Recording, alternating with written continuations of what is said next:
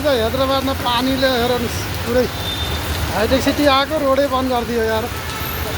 पुरा बलग्ला हेर्नुहोस् पब्लिकहरू कतिखान।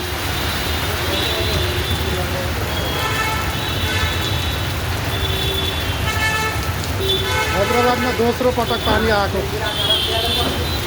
पब्लिक पुरा ब्रिज मुनि सन्नै पानीको ओता बस्नको लागि बसिरहेको छ।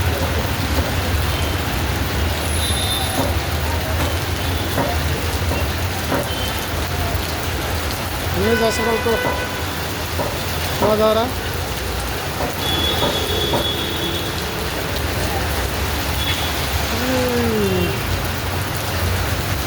सानो आएन पुरा पानी,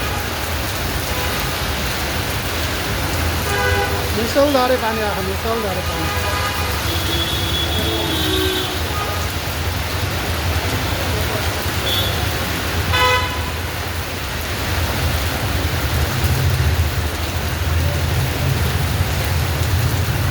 हाम्रो आज टुर ईश्वरगुडाबाट मेथीपट्टन जाने सफर थियो। पानीले चाहिँ क्यान्सल गर्ला जस्तो छ। पानी दिँदो भए जाने हो, नभए चाहिँ अब त्यत्तिकै हो पनि आज।